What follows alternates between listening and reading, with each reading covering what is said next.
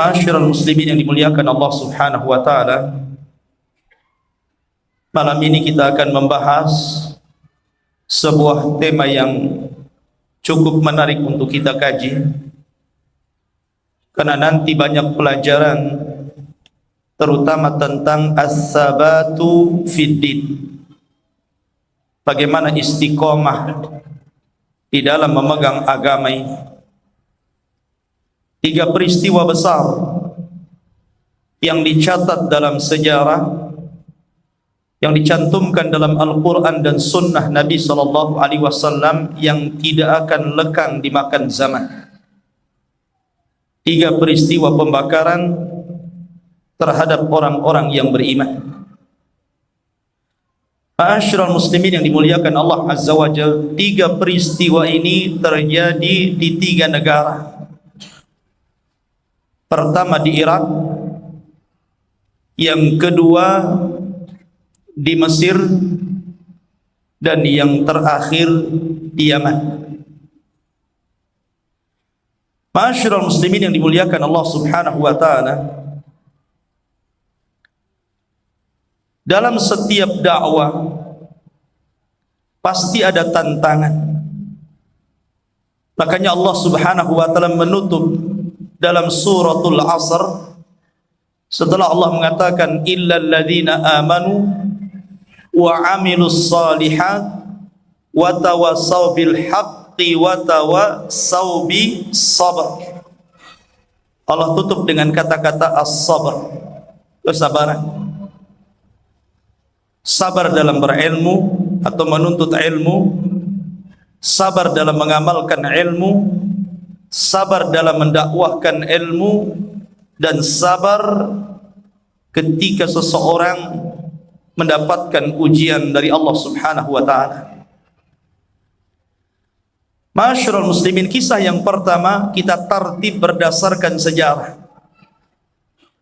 Kita ambil dari Irak dulu, negeri Syam. Ma'asyiral muslimin yang dimuliakan Allah Azza wa Jalla, di zaman Nabiullah Ibrahim alaihi salatu wassalam, ada seorang raja namanya Namrud. Raja yang sangat zalim, mengaku dirinya Tuhan. Berbagai upaya Ibrahim itu untuk menyampaikan hidayah Allah kepada Namrud dengan dialog-dialog yang sesungguhnya dialog itu kalau orang mau berfikir tentu akan beriman kepada Allah Azza wa Jalla. Tapi memang para penyembah berhala itu sudah Allah keraskan hatinya, sehingga apapun kebenaran yang sampai kepadanya tidak akan diterimanya. Allah Subhanahu wa taala berfirman, a'anzartahum am lang tunzirhum la yu'minun. Kau beri peringatkan dia atau tidak, tetap saja tidak beriman. Jadi ada orang yang jenisnya seperti ini, macam-macam nasihat masuk tapi tidak diterima, termasuk Namrud. Padahal Ibrahim alaihi salatu wassalam sudah berusaha untuk mengajak Namrud lewat dialog yang sangat ilmiah sekali. Suatu ketika Ibrahim berdialog dengan Namrud soal ketuhanan, karena Namrud mengaku Tuhan masalahnya. Dia mengatakan, aku juga Tuhan, aku zat yang bisa menghidupkan dan mematikan. Didatangkan 2 orang yang sudah diponis bebas satunya, dan satunya diponis mati. Kemudian Namrud mengatakan, yang ini bunuh, yang ini bebaskan. Lihat, aku bisa menghidupkan orang ini dan tidak jadi dibunuh, dan mematikan orang ini dan dibunuh. Ibrahim tidak membantah. Kenapa? Karena itu hujah yang sangat lemah, lebih lemah dibandingkan sarang laba-laba. Makanya Ibrahim tidak komentar soal ini. Tapi Ibrahim kemudian memberikan hujah yang sangat kuat sekali, melebihi daripada hujahnya Namrud. Kata Ibrahim, okeylah kalau masalah itu.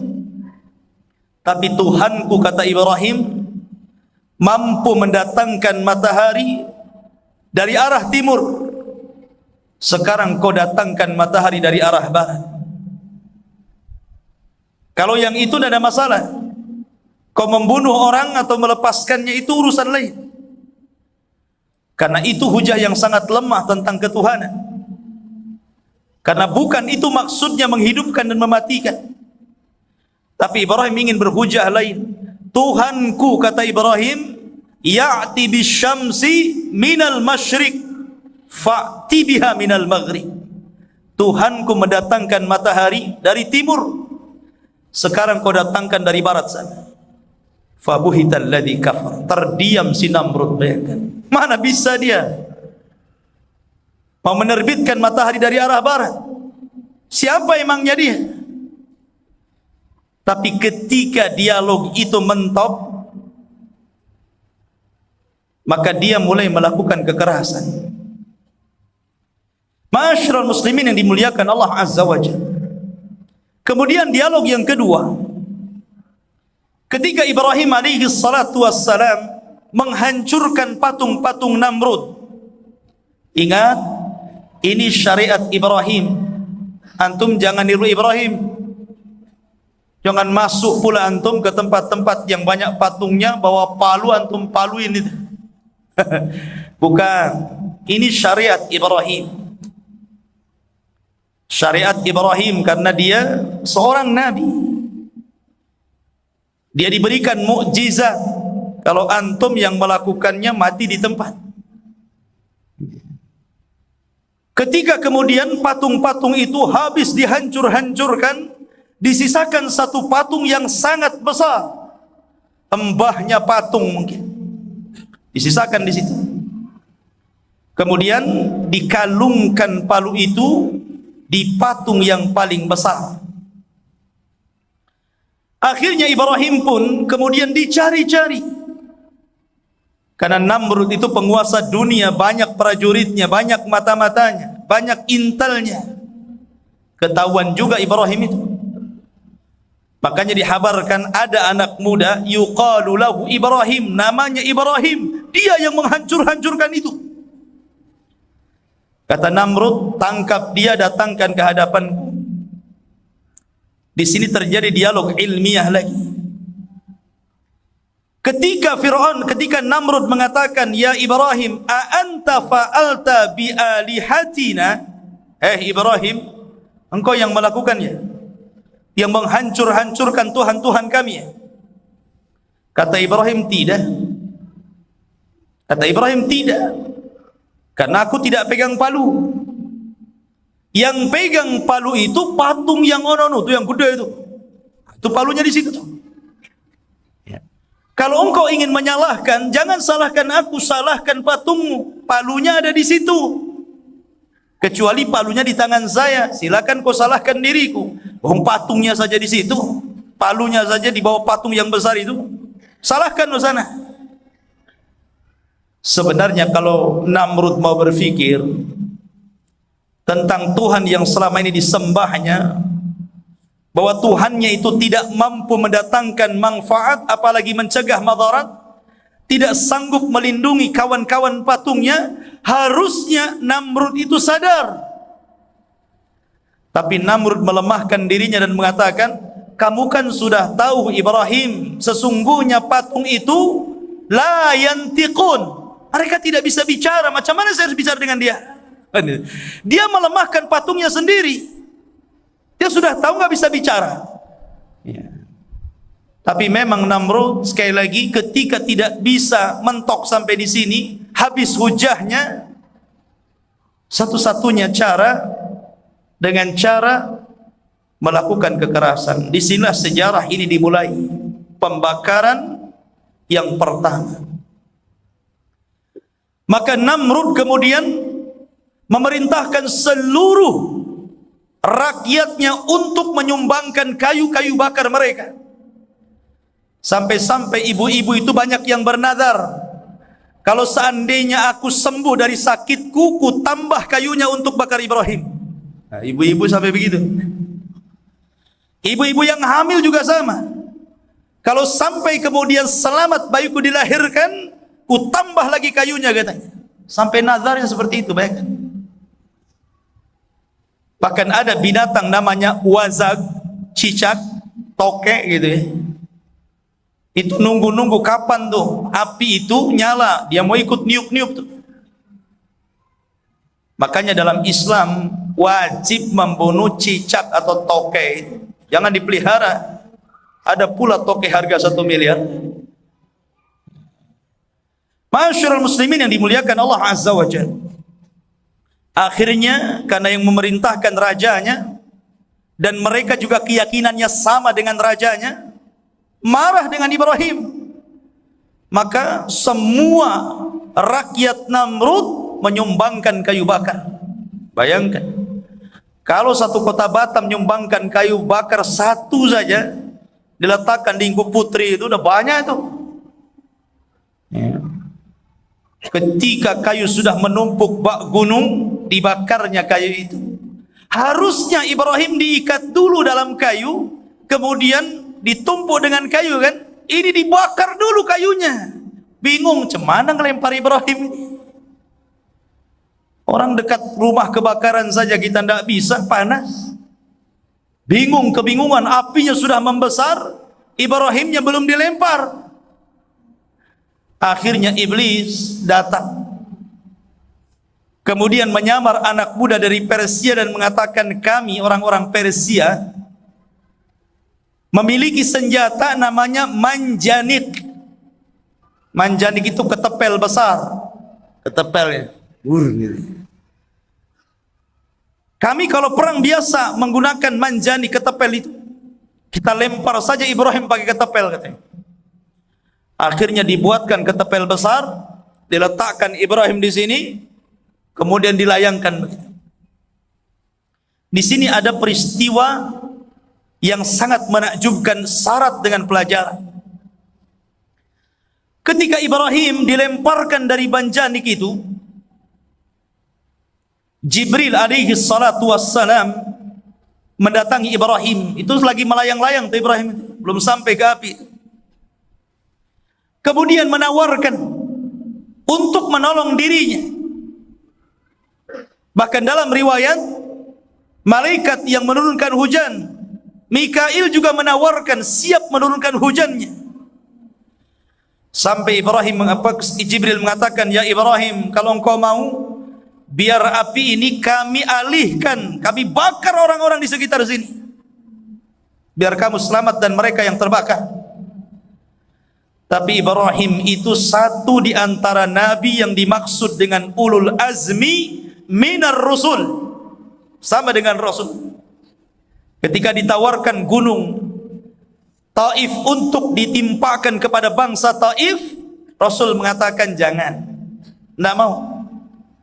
Boleh jadi dari penduduk Taif itu ada orang yang mengucapkan la ilaha illallah. Maka Ibrahim hanya mengatakan, amma ilaika fala wa amma ilallahi fabala. Adapun aku harus meminta pertolongan wahai Jibril, tidak, saya tidak akan meminta pertolongan kepada. Tetapi kalau kau suruh aku meminta pertolongan kepada Allah, maka aku akan lakukan. Disitulah kata Abdullah bin Abbas radhiyallahu anhuma, kalimat yang diucapkan Ibrahim alaihi salatu wassalam, hasbunallah wa ni'mal wakil, ni'mal maula wa ni'man nasir.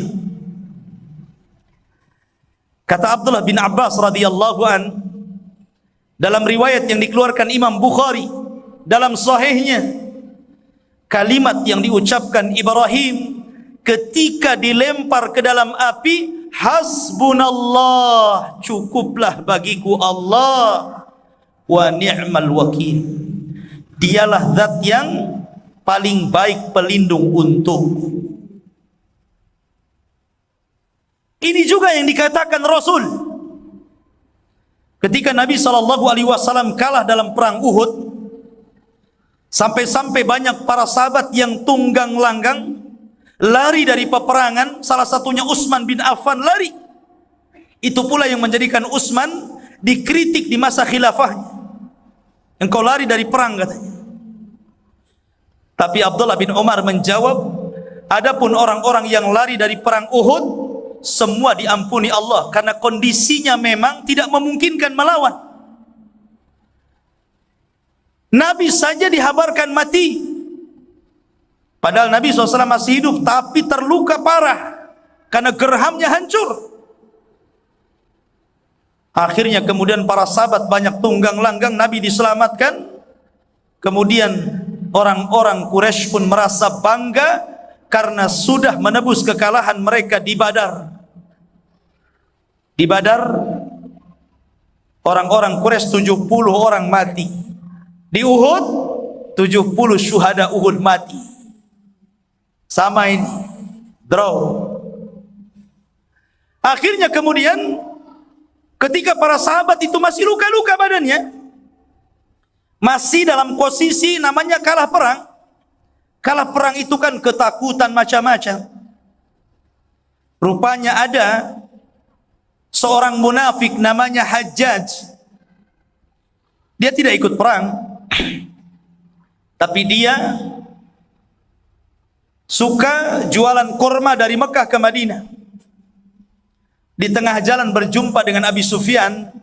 Kata Abi Sufyan, "Ya Hajjaj, maukah hadiah dariku?" Kata Hajjaj, "Mau."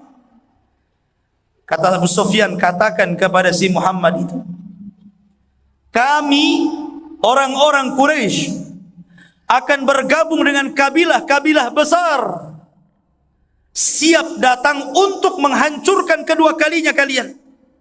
Katakan, nih saya kasih hadiah." Akhirnya berangkatlah si Hajjaj. Sampai di Madinah digoreng ini ucapan Nabi Sufyan ini. Akhirnya menjadi isu dan diangkat orang-orang munafik. Kalau di zaman sekarang ini sudah jadi berita hoax, sebarkan lewat Instagram, YouTube. Masih baik di zaman itu nggak ada YouTube. Akhirnya digoreng orang-orang munafik. Kemudian sampai ketinggalan Rasul dan para sahabat itu baru datang dari Uhud, luka mereka belum kering. Tiba-tiba dikatakan kepada Rasul dan para sahabat, sesungguhnya pasukan besar akan datang dari Quraisy dan akan menyerbu kalian. Tapi lihat jawaban Rasul dan para sahabatnya. Ketika mendengar berita itu, sontak Rasul dan para sahabatnya mengatakan, "Hasbunallah wa ni'mal wakil, ni'mal maula wa ni'man nasir." Hasbunallah, cukuplah Allah, kata Rasul. Makanya Allah gambarkan dalam Al-Quran, dalam surah Ali Imran ayat 172-174, alladzina istajabu lillahi war rasul min ba'di ma asabahumul qarah lilladzina ahsanu minhum wattaqau ajrun azim alladzina qala lahumun nas innan nasa qad jama'u lakum fahshawhum fazaduhum imanan wa qalu hasbunallah wa ni'mal wakil fanqalabu bi ni'matin minallahi wa fadlin lam yamsashum su'un wattaba'u ridwanallah wallahu dzul fadlil azim. Lihat Allah gambarkan dalam ayat ini orang-orang yang mereka memenuhi panggilan Allah dan Rasulnya setelah ditimpakan kekalahan dalam perang. Luka-luka mereka masih menganga, luka-luka mereka belum kering, mereka pun belum istirahat. Tiba-tiba datang manusia kemudian mengatakan, innan nas, sesungguhnya manusia qad jama'u lakum, mereka sudah berkumpul kepada kalian, hendak menyerang kalian. Fahsyauhum, takutlah kalian. Tapi Allah katakan fazadahum imanan. Tapi justru Rasul dan para sahabat makin tambah imannya. Dan mereka mengatakan hasbunallah, cukuplah bagi kami Allah, wa ni'mal wakil, dialah sebaik-baik pelindung.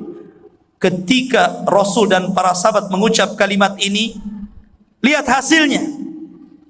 Allah mengatakan fanqalabu bi ni'matin minallahi wa fadlin lam yamsashum su'. Maka Allah Subhanahu wa taala ganti mereka dengan nikmat dari Allah dan karunia yang tidak pernah disentuh dengan keburukan. Wattaba'u ridwanallah, dan mereka mengikuti keridhaan Allah. Wallahu dzul fadlil azim, dan Allah pemilik karunia yang sangat besar. Setelah perang Uhud, muncul perang-perang berikutnya sampai Fathu Mekah. Akhirnya Allah menangkan dalam setiap peperangannya, sampai turun ayat idza jaa nasrullahi wal fath wa ra'aitan nas yadkhuluna fi dinillahi afwaja. Semua masuk Islam. Maka ingat, dalam kondisi apapun antum, mungkin antum lagi sakit, datang ke dokter sana, ke dokter sini, rumah sakit sana, rumah sakit sini, tidak kunjung disembuhkan. Banyaklah ucapkan hasbunallah wa ni'mal wakil. Cukuplah Allah bagi kita, dialah zat penyembuh. Bagi anda yang sedang dizalimi, yang sedang disakiti, yang sedang dihasadi, katakanlah hasbunallah wa ni'mal wakil. Bagi anda yang kekurangan ekonomi, susah cari kerja, susah makan, katakan hasbunallah wa ni'mal wakil. Karena kalimat ini adalah kalimat yang agung, yang mendatangkan kenikmatan setelahnya. Lihat Ibrahim, kembali ke kisah. Ketika dia melayang-layang tuh di atas api, kemudian dia mengucapkan hasbunallah wa ni'mal wakil, ni'mal maula wa ni'man nasir. Ibrahim tidak berhajat kepada Jibril, Ibrahim tidak berhajat kepada Mikail, kepada Israfil, kepada malaikat-malaikat yang lainnya.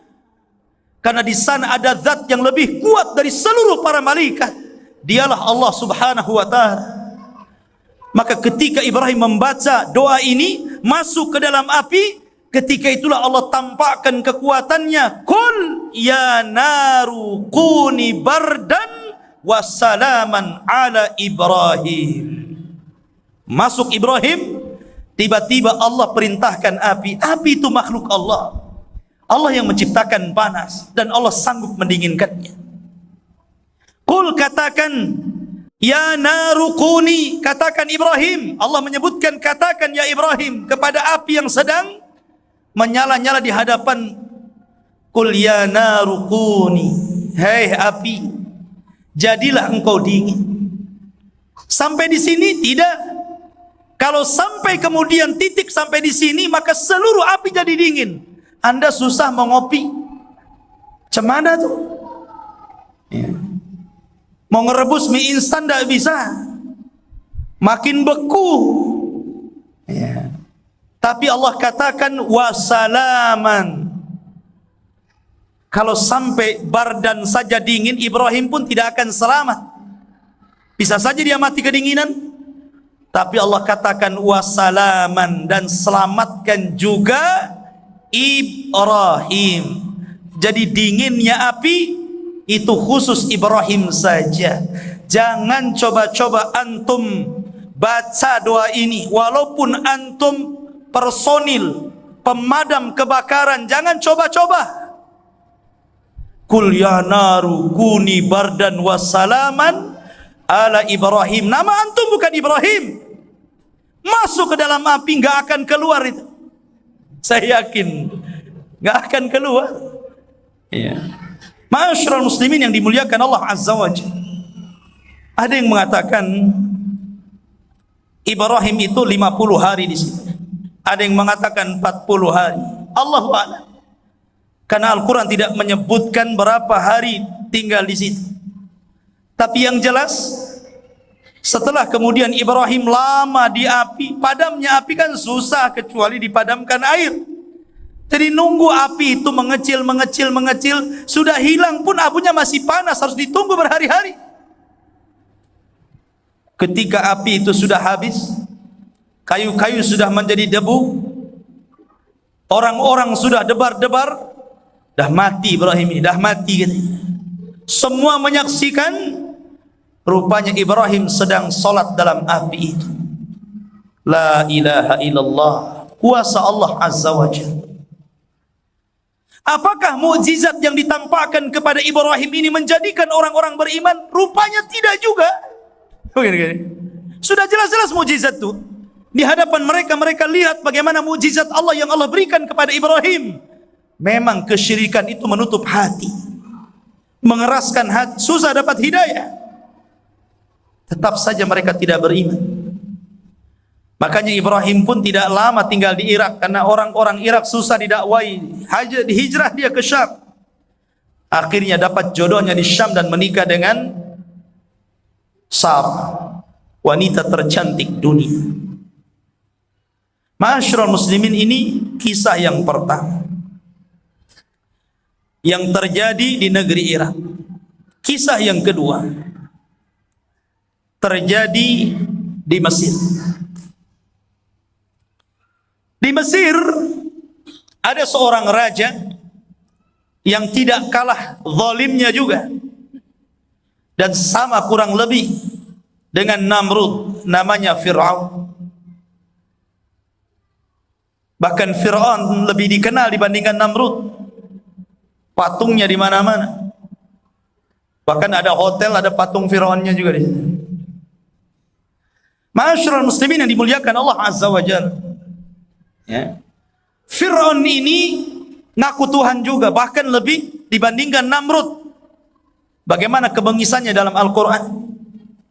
Dia mengatakan, Ana Rabbukumul A'la, ma alimtu min ilahin ghairi.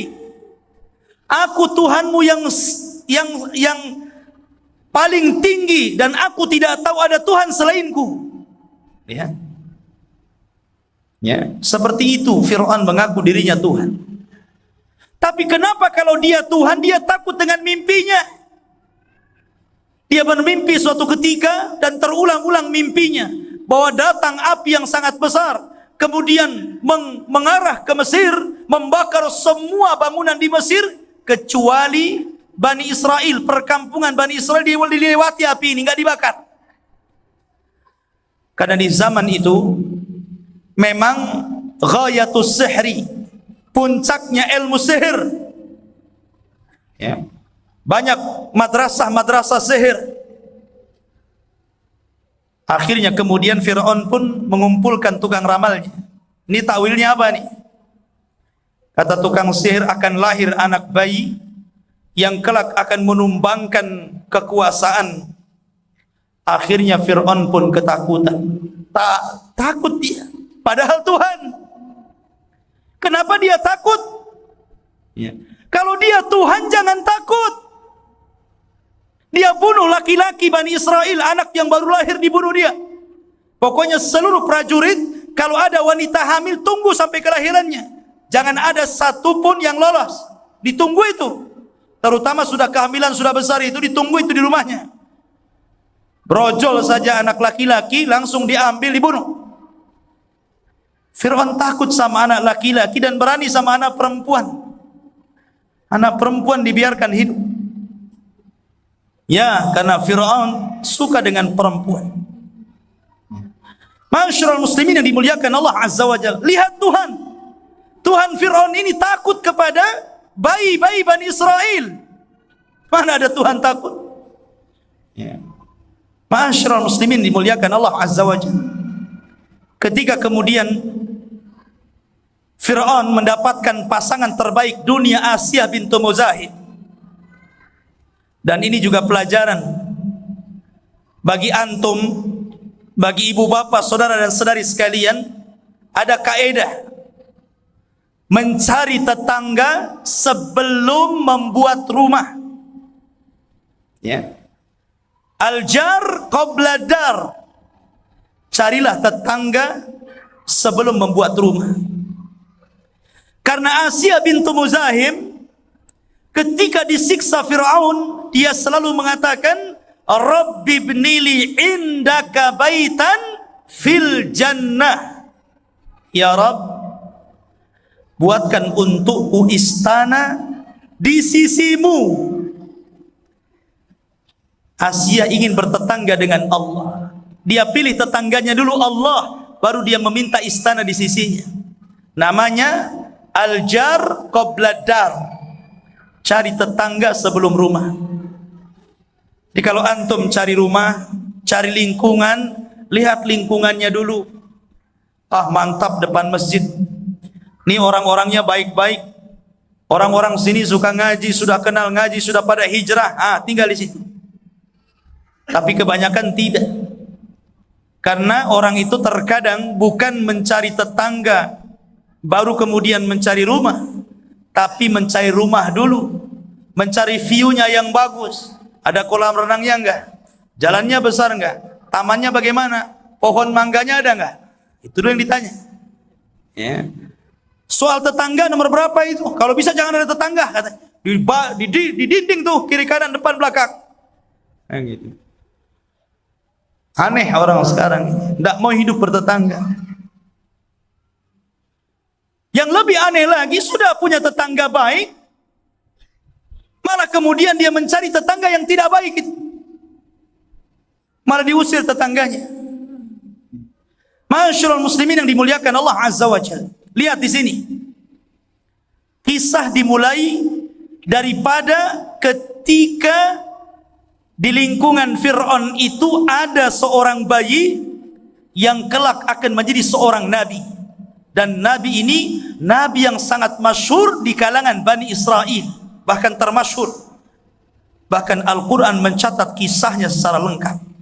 Musa alaihi salatu wassalam minal ulul azmi minar rusul, termasuk ulul azmi daripada para rasul. Ketika bayi itu ditemukan oleh Asia bintu Muzahim, bayi itu mau dibunuh sama Fir'aun. Bayi itu sudah mau dibunuh. Tapi Asia bintu Muzahim mengatakan, jangan. Boleh jadi bayi ini qurratu ainin li walak. Jangan wahai suamiku, boleh jadi bayi ini akan menghibur kita, menghibur saya, dan menghibur dirimu. Membawa kebahagiaan bagi saya dan kebahagiaan bagi dirimu. Ya betul, bagi Asia bintu Muzahim menjadi sebuah kenyataan. Tapi Fir'aun membantah dan mengatakan qurratu ainin lak wala alayya. Bagi kamu saja, saya enggak, katanya. Lihat, gara-gara dia mengatakan terpleset ucapannya, akhirnya dia pun binasa. Dan Asia, karena doanya baik, maka dia diberikan kebahagiaan dunia akhirat. Ya. Ketika Musa alaihi salatu wassalam diangkat jadi nabi dan rasul, ada 3 orang yang beriman dari keluarga Fir'aun. Rajulun min ali Fir'aun, tidak disebutkan namanya. Seorang laki-laki dari keluarga Fir'aun, disembunyikan namanya dalam Al-Quran. Kemudian yang kedua, istrinya sendiri, Asia bintu Muzahim. Dan tukang sisirnya Fir'aun namanya Masyitah ibnatu Fir'aun. Kerjanya hanya tukang sisir aja anaknya. Dia nggak kerja lain, nyisirin saja. Jadi salonnya anaknya Fir'aun. Lah ketika kemudian Al-Kisah diceritakan dalam sebuah hadis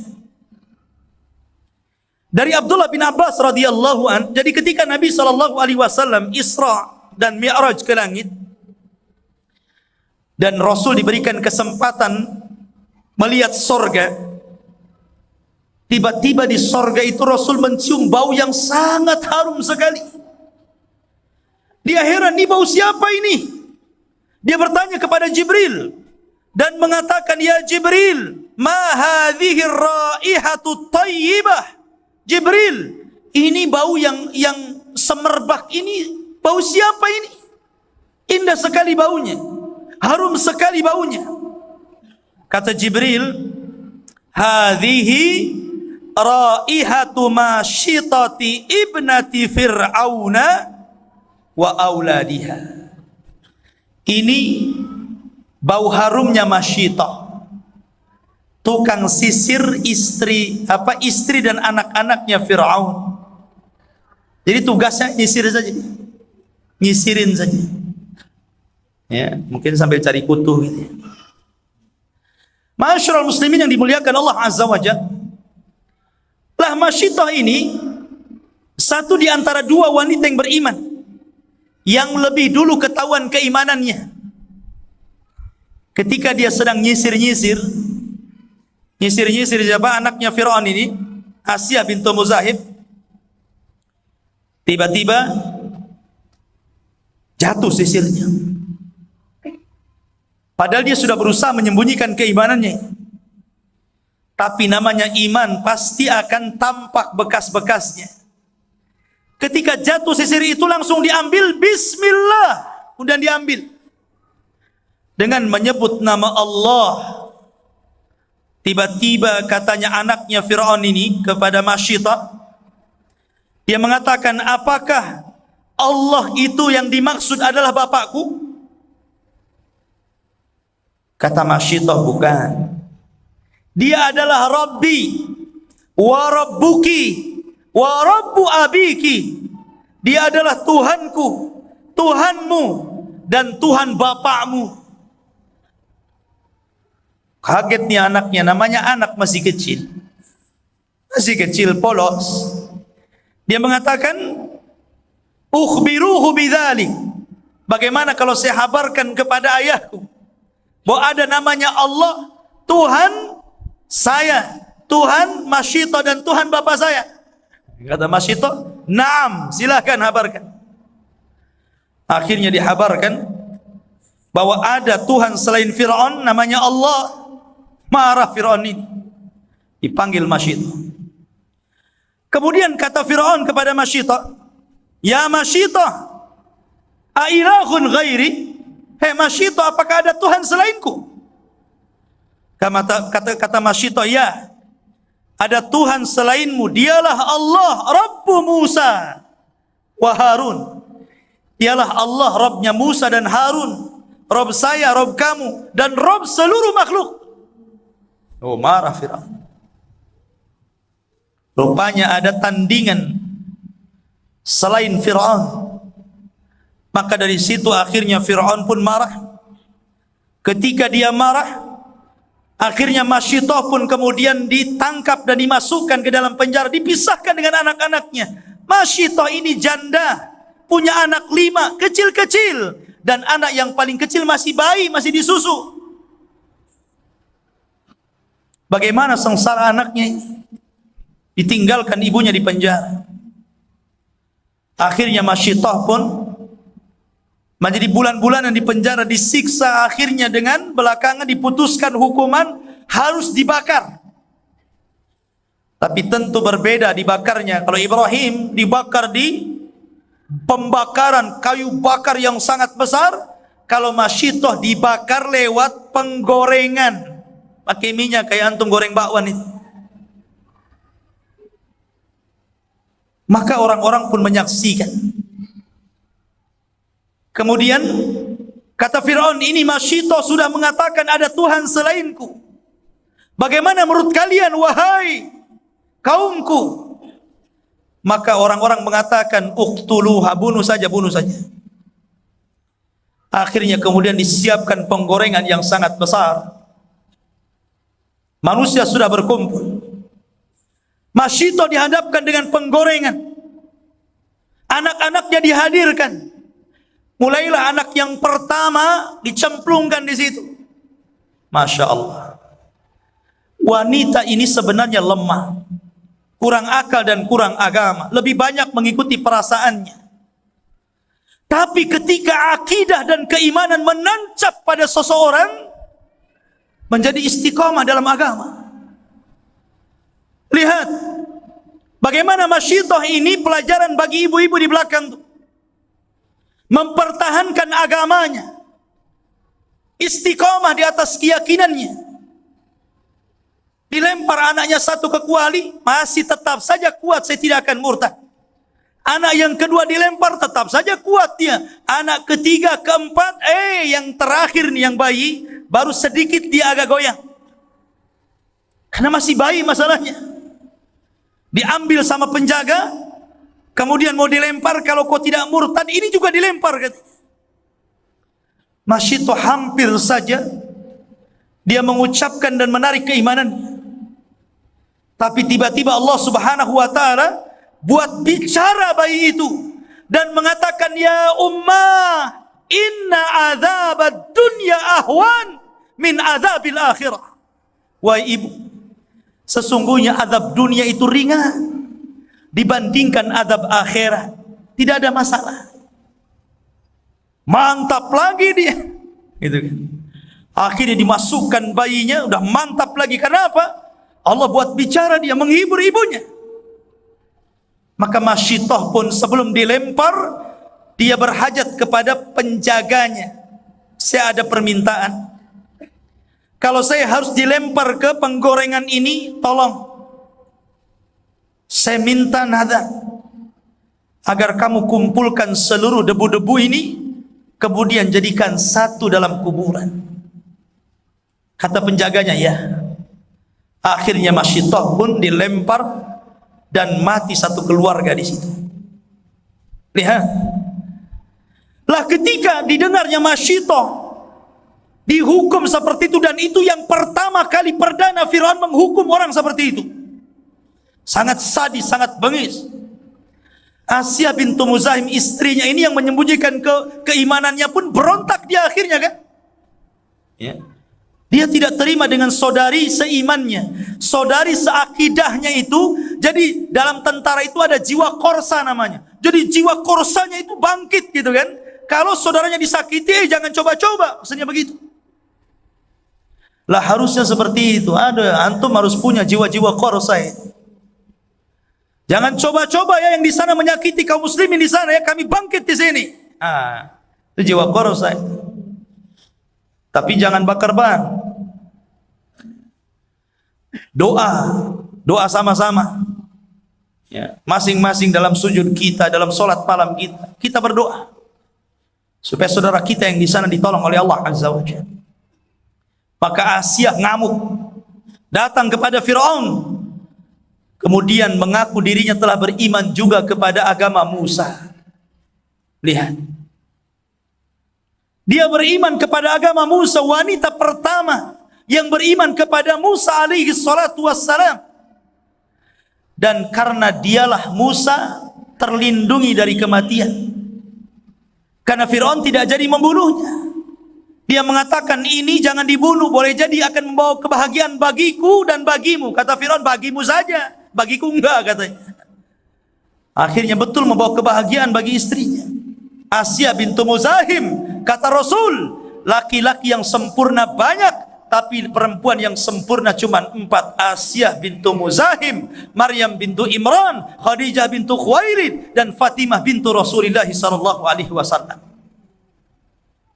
Akhirnya Asia langsung datang kepada Firaun, tidak terima, kemudian mengkritik Firaun. Firaun tahu akhirnya dia beriman juga kepada Musa, lapor kepada ibunya suruh menasihati anaknya.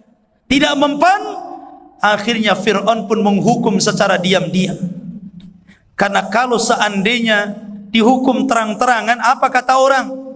Ini yang dihukum orang nomor 2, ratunya.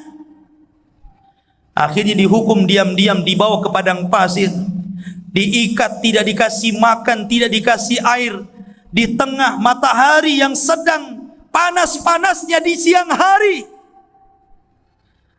Tapi subhanallah, ketika kemudian para penjaga pulang, Firaun pulang, Jibril datang dinaungi dengan sayapnya.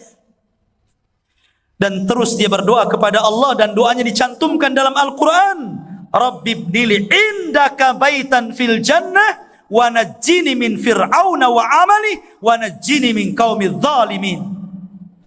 Ya Allah, bangunkan kepadaku rumah istana di sisimu, selamatkan aku dari Firaun dan anak buahnya, dan selamatkan juga dari orang-orang zalim kepadaku. Cantumkan dalam Al-Quran doanya. Hari pertama tidak mau murtad juga, hari kedua juga sama, hari ketiga sudah habis kesabaran Firaun. Terpaksa dia kumpulkan semua rakyatnya. Bagaimana tanggapan kalian tentang Asia, ratu kalian? Semua mengatakan dan memujinya, dia orang baik, dia orangnya lembut, dipuji. Tapi ketika Fir'aun, bagaimana sekarang kalau ratu kalian sudah menyembah Tuhannya Musa dan meninggalkan diriku? Marah kaumnya Fir'aun, uqtuluha, bunuh katanya. Lihat, serentak mereka satu kolam dengan Fir'aun otaknya. Ma'asyiral muslimin yang dimuliakan Allah Azza wa Jalla, akhirnya Asia pun dibawa ke tempat yang tinggi. Lihat, ini pelajaran bagi ibu-ibu lagi. Dan ini cerita ibu-ibu.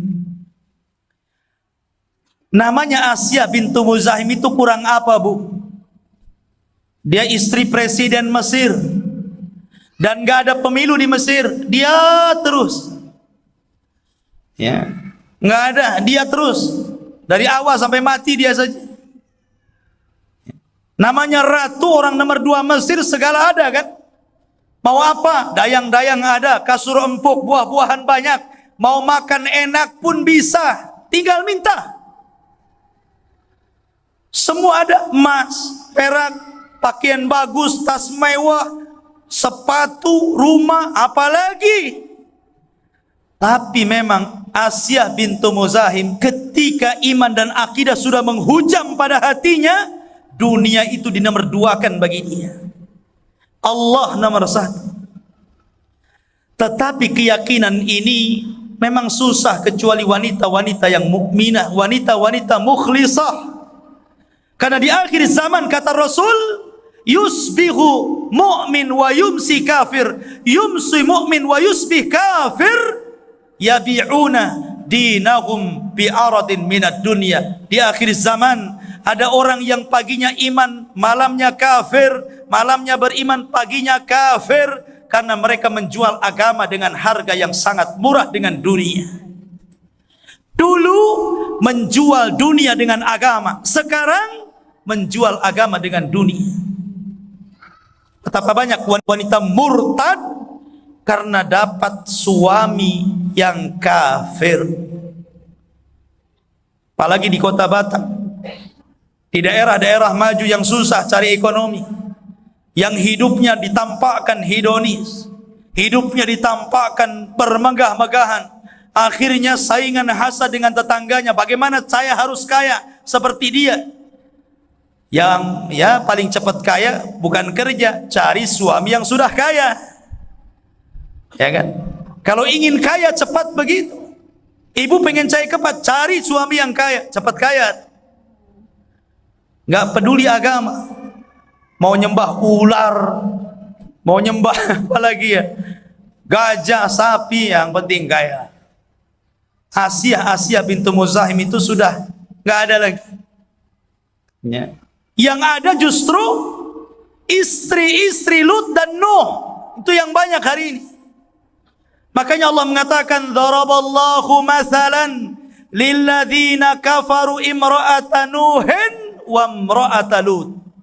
Allah memberikan permisalan kepada orang-orang kafir bagaimana dungunya perempuan Nuh dan perempuan Lut.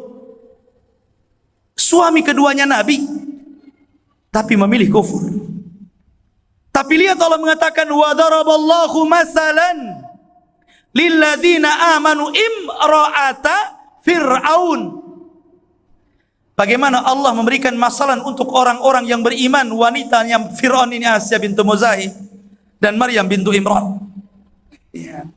Itulah percontohan para wanita. Ini kisah pembakaran yang kedua, Masyitah, wanita tukang sisir putri Fir'aun. Yang ketiga, yang terakhir, Yaman, pembakaran yang terjadi di negeri Yaman, dan itu diabadikan dalam Al-Quran dalam suratul Buruj. Was-sama'i dzatil buruj wal yaumil mau'ud wa syahidin wa mashhud kutila ashabul uhdud. Kutila ashabul uhdud. Kutila artinya dilaknat. Ashabul Uhdud, para pembuat parit-parit api itu. Di Yaman ada satu negara namanya Najran. Mayoritas agamanya Nasrani yang taat kepada Isa. Nasrani yang betul-betul murni Nasrani. Bukan seperti Nasrani zaman sekarang yang menuhankan Isa, yang mengatakan Isa itu satu di antara 3 Tuhan, yang mengatakan Isa itu anak Tuhan. Bukan. Ini Nasrani yang murni, yang mengatakan Isa itu adalah Rasul dan Allah Tuhan mereka. Najran itu agamanya Nasrani. Tapi sayang, rajanya dahulunya Nasrani, tapi kemudian masuk Yahudi. Namanya Dhu Nuwas, rajanya itu. Dhu Nuwas ini memaksakan keyakinannya Yahudi untuk mengyahudikan seluruh bangsa Najran. Bagaimana caranya mereka pindah agama kepada Yahudi? Dengan cara yang sangat sadis, bengis gitu, barbar. Akhirnya sedikit demi sedikit warga Najran jadi Yahudi karena tekanan, bukan karena ingin masuk Yahudi, karena takut tidak selamat hidupnya, terpaksa pindah agama. Dhu Nuwas ini sama dengan Namrud, sama dengan Fir'aun, ngaku Tuhan juga. Ya. Dan dia punya keanehan. Sebagai penguat dia Tuhan itu kan dia harus punya keanehan, punya sihir. Seperti di India itu, siapa itu? Si Baba atau apa tadi? Hah? Baba-baba lah terakhirnya. Ya kan? Dia punya sulap gitu kan. Bisa menggandakan uang. Kayak Kanjeng juga. Kanjeng siapa nggak tahu lah.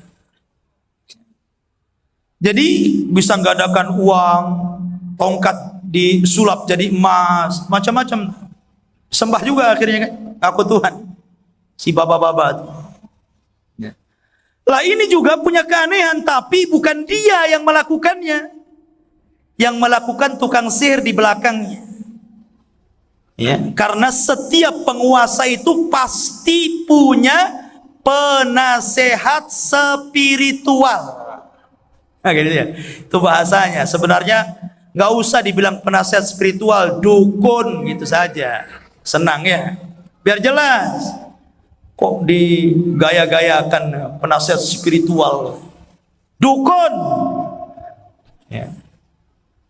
Lah ini tukang sihir ini ya, selalu membackup raja, membuat keanehan-keanehan. Sampai akhirnya percaya ini orang Najran memang dia Tuhan gitu. Tapi sayang, usia dukun ini sudah tua, mau mati. Sehingga dia mengatakan kepada rajanya, carikanlah untukku anak murid yang muda, yang cerdas, yang energik, yang pandai, biar kuturunkan ilmuku kepadanya, dan dia yang akan meneruskan perjuanganku sematiku. Kalau aku mati, dia yang akan melindungi. Dapatlah anak muda yang cerdas, cerdik, pandai, berani. Mulailah diajarkan ilmu sihir. Jarak rumah anak muda ke tukang sihir cukup jauh.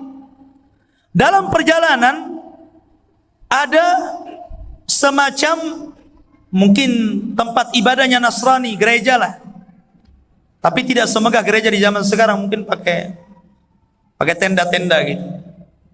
Pokoknya tempat ibadahnya, dan itu di dalamnya ada seorang rahib, seorang padri pendeta yang masih kokoh berakidah Nasrani yang murni, masih mengikuti agama Nabi Isa bin Maryam. Karena selalu aneh gitu kan melihat ibadah orang ini, dia mampir di situ.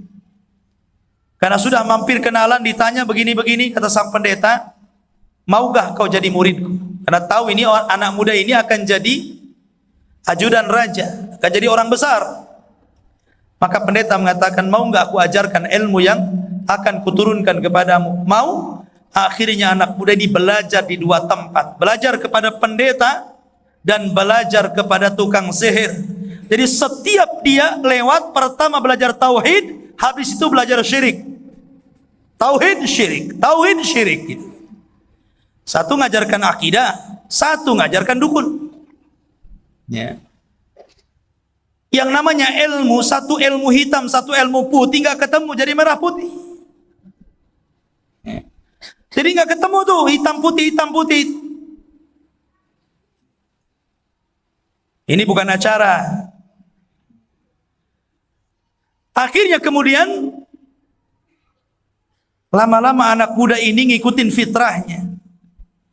Nampaknya yang diajarkan rahib ini lebih masuk di akal, sesuai dengan fitrahnya. Karena mengajarkan kebaikan. Sementara yang diajarkan dukun ini tidak ikut fitrahnya, karena apa? Mengajarkan kejelekan, kejahatan, membunuh orang dan begitu seterusnya. Mulailah fitrahnya bergoncang. Gak percaya lagi, tetapi dia ingin membuktikan kebenaran ilmu si rahib itu. Suatu ketika dia berjalan di sebuah desa. Mendengar di desa itu ada binatang yang sangat buas, selalu mengganggu warga desa. Terkadang menerkam, menyakiti sampai membunuh. Akhirnya anak muda ini ingin membuktikan ilmu si rahib, ingin membunuh binatang itu. Allah takdirkan ketemu dengan binatang buas itu. Akhirnya dia ambil kerikil kecil untuk kerikil ketepel itu. Kemudian dia mengatakan, kalau yang diajarkan rahib kepadaku benar ya Allah, tolong bunuh binatang itu dan jangan pernah mengganggu warga desa ini. Akhirnya dia baca bismillah, kemudian melempar batu kecil ini. Mati binatang itu. Gak pakai pedang, gak pakai panah, gak pakai tombak, pakai batu kecil. Kucing pun tak mati. Tapi karena Allah ingin memberikan kuasanya, bahwa memang ilmu si rahib itu datang dari Allah, kun fayakun. Allah berkehendaki jadi. Terkena batu kecil, mati itu binatang itu. Tiba-tiba warga desa sorak-sorai dan mengatakan, zahara sihru ar-rajul. Lihat, sudah ada hasilnya dia belajar kepada tukang sihir itu kan. Karena orang taunya dia muridnya tukang sihir. Lihat, sudah tampak sihirnya, sudah masuk ilmunya katanya. Teriak orang-orang itu. Dia tidak tahu bahwa dia sedang mengamalkan ilmu sang rahib. Dari situ dia pulang menemui sang rahib dan menceritakan kejadian ini. Kata sang rahib, semua ilmu yang sudah kuturunkan nampaknya sudah sempurna. Sudah kau tidak usah belajar lagi, pergi dari sini. Ku amalkan ilmu yang ku ajarkan. Ingat, kalau ditanya kau belajar dari siapa, jangan pernah menyebut nama. Akhirnya berangkat anak muda ini, mulai dia berdakwah. Berdakwah sesuai dengan ilmu yang diterima dari sang rahib. Berdakwah mengajak manusia ke agama Nasrani yang masih murni mentauhidkan Allah. Akhirnya diberikan karamah anak muda ini, sanggup mengobati berbagai macam penyakit, mulai dari buta sampai penyakit kusta, sampai penyakit yang tidak bisa diobati oleh orang-orang, dia bisa mengobatinya. Syaratnya cuma satu, dia harus beriman kepada Allah. Jadi setiap yang datang kepadanya berobat, dia harus beriman dulu kepada Allah, baru dia berdoa kepada Allah, kemudian sembuh penyakitnya. Lama-lama anak muda ini dicintai orang, lama-lama anak muda dikenal orang, banyak pengikutnya, sehingga sampai ke telinga salah satu perdana menteri Dhunuwas yang ketika itu terkena penyakit buta. Dia dengar ada anak muda yang bisa menyembuhkan penyakit buta, dicari ketemu. Sebagaimana layaknya Anda mau menteri, mau apa, kalau ingin sembuh, tobat, beriman kepada Allah, cabut dari keyakinanmu menuhankan rajamu, hanya Tuhan Allah saja. Akhirnya karena ingin sembuh, dia pun beriman kepada Rabbnya anak muda itu, dan Allah sembuhkan. Bisa melihat ketika dia sudah ngantor lagi, sudah melihat tuh. Kaget Dhunuwas ini rajanya. Kok bisa melihat kamu ya? Siapa yang menyembuhkan? Maka dia mengatakan, Allah. Kata raja, maksudnya saya? Bukan. Allah adalah Tuhanku, Tuhanmu, dan Tuhan semua orang. Oh, maradun was. Oh, rupanya ada Tuhan selainku ya. Tidak ada Tuhan selainku. Tangkap dia, masukkan ke dalam penjara. Lihat. Qatafidin dimuliakan Allah Azza wa Jalla. Ketika penguasa itu kafir, maka dia akan menindas orang-orang yang beriman. Walaupun mereka minoritas, apalagi mayoritas. Minoritas saja bisa kemudian menekan tuh. Masyarul muslimin yang dimuliakan Allah Azza wa Jalla. Akhirnya ditangkap nih orang yang beriman nih dalam penjara. Disiksa habis-habisan. Siapa yang menyembuhkanmu? Enggak bilang Allah. Siapa yang menyembuhkanmu? Allah.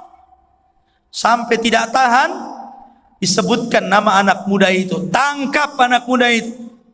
Cari, ketemu, kaget raja. Lah ini kan kader saya. Untuk memperkuat rezim. Lah kok jadi gini? Ditangkap, dimasukkan. Akhirnya disiksa juga. Habis-habisan, ngaku juga. Dia ingat pesannya rahib, jangan sebut-sebut namaku. Tapi karena tidak tahan juga, disiksa habis-habisan, akhirnya disebut juga namanya si rahib tadi. Ditangkap lagi. Lihat. Tangkap semua. Penangkapan para ulama. Carikan delik, masuk penjara. Ya. Masyarul muslimin yang dimuliakan Allah Azza wa Jalla. Akhirnya kemudian setelah ketangkap tiga-tiga ini bengkeroknya menurut sang raja, dihadapkan di hadapan mahkamah. Disuruh murtad kalau ingin diampuni.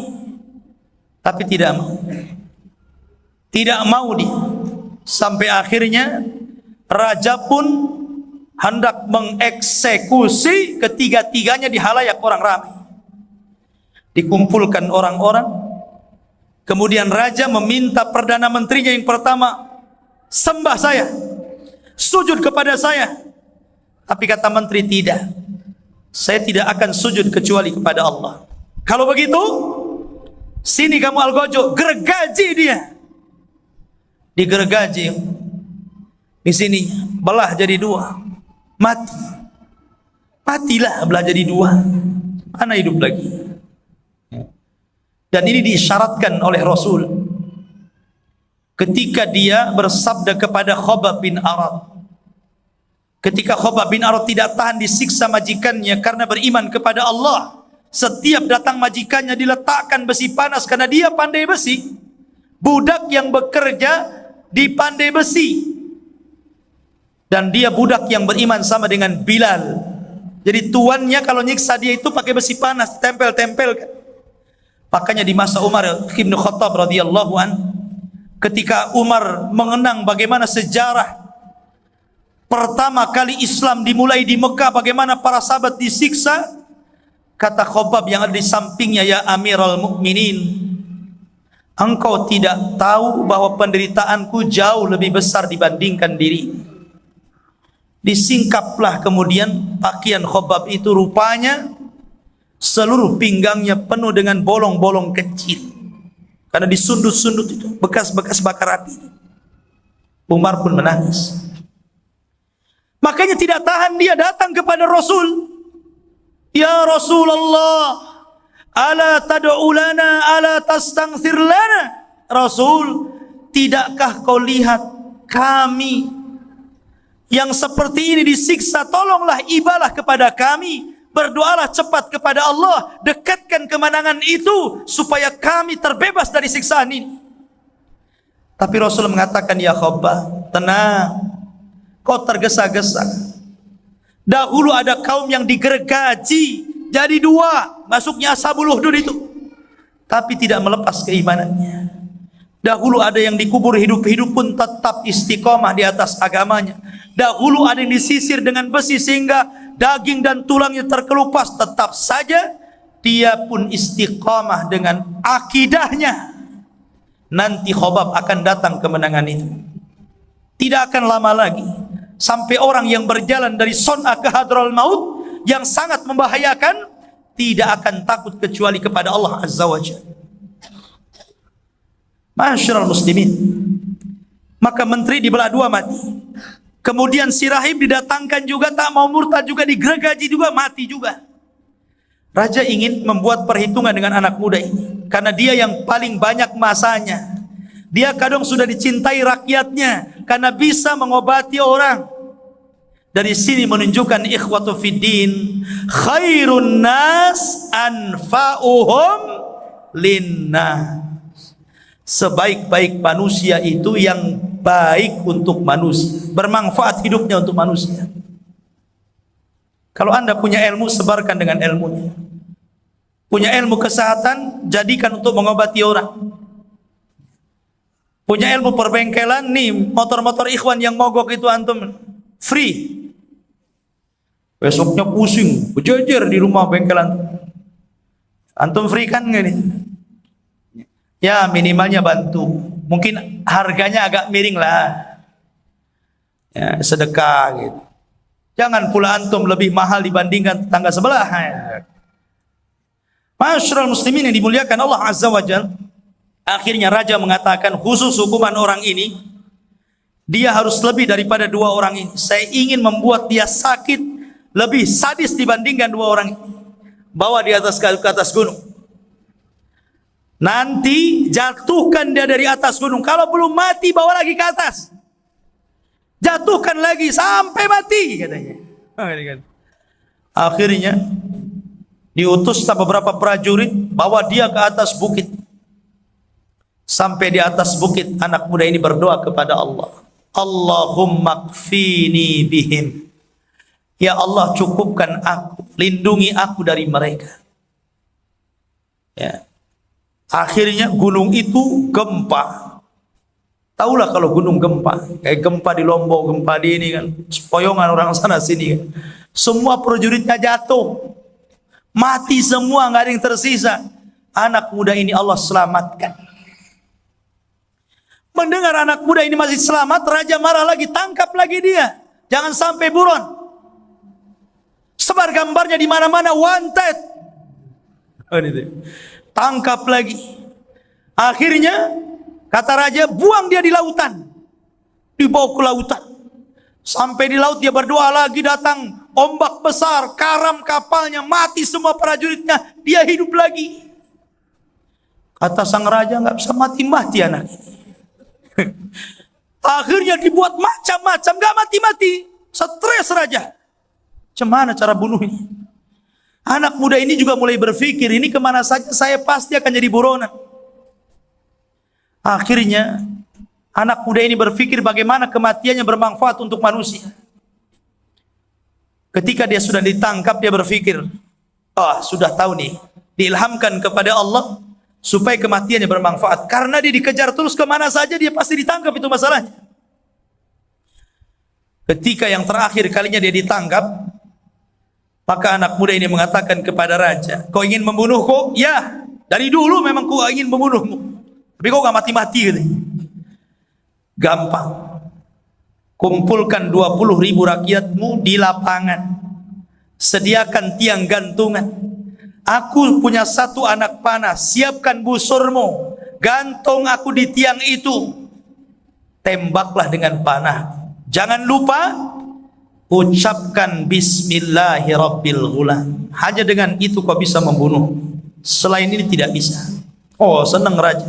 Kapan lagi kesempatan ini? Ya, udah dendam dia. Kumpulkan seluruh rakyatnya, 20.000 orang. Prajuritnya sudah siap di sekitarnya. Anak muda sudah menyiapkan satu mata panahnya. Kemudian raja sudah siap busurnya. Tiang gantungan sudah ditancapkannya, anak muda sudah diikatkannya. Akhirnya raja siap-siap dengan busur dan siap dengan anak panahnya dilesatkannya. Mulailah raja mengatakan Bismillahi Rabbil Ghulam. Melesat anak panah itu tepat di pelipisnya. Kemudian anak muda itu mati. Raja ini tidak sadar, dia gak akan ngaku Tuhan. Tiba-tiba dia mengatakan Bismillah dengan menyebut nama Tuhan. Tuhannya anak muda itu. Dia mengakui Tuhan. Ada Tuhan selain dia. Tuhannya anak muda itu. Bismillahirrabbilgulam. Masyarakat 20.000 yang tadinya menyembah rajanya bingung. Ini yang mana satu Tuhannya? Tuhan anak muda itu? Apa itu si raja itu? Tapi karena melihat raja menyebut nama Tuhan anak muda itu Bismillahirrabbilgulam, serentak 20.000 orang mengatakan amanna birabbil gulam. Kami pun beriman dengan Rabbnya anak muda itu, wahai raja, katanya. Sadar raja, gak sadar raja dia membimbing orang untuk beriman. Ya, akhirnya raja pening. Ini 3 orang mati, sekarang 20.000 orang yang beriman. Cemana ngelawannya ini kan? Banyak ini. Ya, mati 3 tumbuh 20.000. Kalau mati 1 tumbuh 1.000-nya kecil. Ya. Ini mati 3 tuh tumbuh 20.000. Ya. Maka raja marah, suruh murtad, tak mau pula tuh. Karena sebagian masyarakat sudah tahu kebaikan anak muda itu. Sebagian mereka sudah beriman juga. Makanya mereka tetap dengan keimanan. Akhirnya raja marah, tutup gerbang. Jangan ada yang keluar dari lapangan ini. Hei prajurit, buat parit besar-besar. Kumpulkan kayu bakar. Bakar tinggi-tinggi. Siapa yang tidak menyembahku, bakar dia, masukkan ke situ. La ilaha illallah. 20.000 orang, gak ada satupun yang murtad. Kuasa Allah. Apabila akidah, keyakinan kepada Allah sudah menghujam, susah untuk digoyang. Semua jadi kuat. Satu-satu dilempar. Sampai ada wanita, anaknya mau dilempar, hampir dia murtad. Kata anaknya, Bu, jangan takut, kita akan berjumpa di sorga. Masuk saja ke api. Oh, mantap. Masuk api. Ya. Kalau zaman sekarang tidak, Bu, sholat. Nanti masuk neraka. Ah, so alim kau, katanya. Lucu ibu-ibu zaman sekarang ini. Nasihati tak mau. Ya. Masyarakat muslimin dimuliakan Allah Azza wa Jalla. Akhirnya kemudian satu-satu sampai 20.000. Tidak ada yang selamat. Semua masuk api. Kutila ashabul uhdud. An-nari dhatil waqud. Idhum 'alaiha qu'ud. Wahum 'ala ma yaf'aluna bil mu'minina syuhud. Mereka menyaksikan tuh raja-raja itu, menteri-menterinya, orang-orang kufur di singgasananya, menyaksikan pembakaran kaum muslimin hidup-hidup. Wa ma naqamu minhum illa an yu'minu billahil azizil hamid. Tidaklah mereka diadab seperti itu kecuali karena membela Allah, membela agama Allah. Harusnya antum seperti itu. Kalau antum diajak untuk membela agama Allah, maka antum harus siap dengan jiwa, siap dengan harta. Jangan mulutnya saja. Ya. Giliran saudara kita tertindas, kita diam saja. Minimal doa. Tumbuhkan jiwa korsa sesama kaum muslim. Wala wal ba'. Masyarul muslimin, makanya penting akidah itu. Tapi akidah di negeri kita ini sudah mulai kritis. Harusnya pembangunan yang pertama kali itu adalah pembangunan akidah. Akidah dulu yang dibangun harus sebelum pembangunan yang lain itu. Akidah dulu dibangun. Karena akidah inilah yang akan membangun bangsa. Kalau akidahnya keropos, kemudian jatuh kepada kesyirikan, menuhankan selain Allah, maka apa yang terjadi? Allah akan kirim bencana dengan berbagai macam bencana. Tapi kalau pembangunan akidah terjadi di mana-mana, merata dari kota sampai desa, walau anna ahlal qura amanu wattaqau lafatahna alaihim barakatim minas sama'i wal ardh. Kalau penduduk negeri ini sudah beriman, bertakwa, akidahnya mantap, mentauhidkan Allah, menjauhi syirik, maka Allah akan kirimkan berkah dari langit dan dari bumi.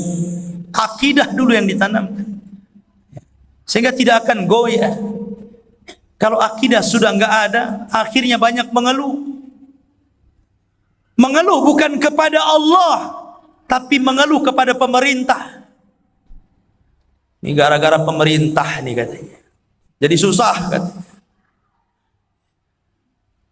Allah yang kasih bencana. Yang mendatangkan bencana siapa? Kita. Kita yang mendatangkan bencana. Sama dengan orang mau berkeluarga ya. Ketika ceramah orang di pengantin itu, wa min ayatihi an khalaqalakum min anfusikum azwaja litaskunu ilaiha wa ja'ala bainakum mawaddatan wa rahmah. Oh, dibacakan seorang khatib itu ketika nikah. Allah jadikan mudah-mudahan kalian keluarga sakinah mawaddah warahmah. Macam mana mau sakinah mawaddah warahmah kalau dalam acara pernikahannya saja di awal sudah mengundang laknat Allah di situ? Ya kan? Sudah mengundang laknat. Ya, didatangkanlah artis-artis, biduan-biduan, joget-joget, telanjang-telanjang, judi. Masya Allah. Gimana mau sakinah mawaddah warahmah? Anda sudah mengundang laknat di permulaan. Jadi yang mengundang azab itu kita. Jangan salahkan pemerintah. Ini pemerintah lagi kan. Sebenarnya kalau rakyatnya baik, pemerintahnya baik. Kalau rakyatnya tidak baik, pemerintahnya tidak baik. Wa kadzalika nuwalli ba'dadh-dhalimina ba'dha. Begitulah kami akan jadikan pemerintah yang zalim untuk rakyat yang zalim. Kalau rakyatnya ahli salat, tidak mungkin memilih pemerintah yang tidak salat. Kalau rakyatnya beriman dan bertakwa, tidak mungkin memilih pemimpin yang ahli maksiat dan kemungkaran. Jadi merubah itu dari dua belah pihak. Pemerintah yang berubah, antum juga berubah selaku rakyatnya. Innallaha la yughayyiru ma biqaumin hatta yughayyiru ma bi anfusihim. Allah tidak akan merubah sebuah kaum sampai kalian yang berubah semuanya. Ayo kita rubah.